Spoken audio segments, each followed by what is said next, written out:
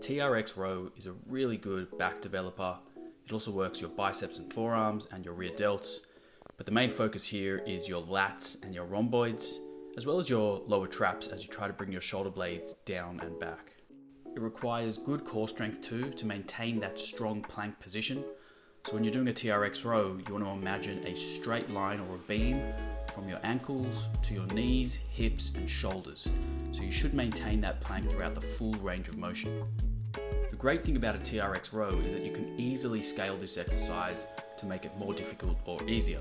The more angled your body is to the ground, the easier it is, whilst if you walk your feet forward and become more parallel to the ground, the more difficult it is.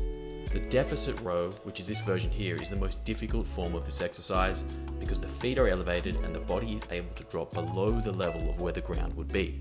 The reason this version is the most difficult is because at the top of the rep, which is the hardest part of this exercise, your body is more parallel to the ground than the other versions.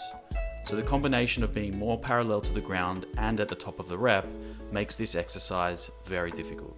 Another positive about the TRX row is that when you're doing the version with your feet on the ground, the angle of your body in relation to the ground changes throughout the range of motion.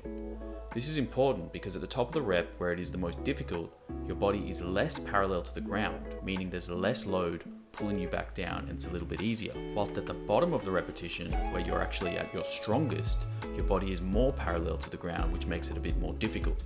So the resistance curve of the exercise matches the strength curve of your muscles. Another way to think about it is the angle of the straps in relation to the anchor point. So as you can see here, the straps are almost vertical, meaning that they're underneath the anchor point, whilst on this version, with my feet a little bit further back, the straps are on an angle to the anchor point, making it slightly easier. So make sure you play around with your foot position, as well as the length of the straps on your TRX. Some important cues to take note of are to keep your chest nice and proud throughout the full range of motion. Try to bring your scapulars down and back as you row yourself up towards the top. And you want to try to drive your elbows behind your body and also squeeze them in towards your body to really activate the lats.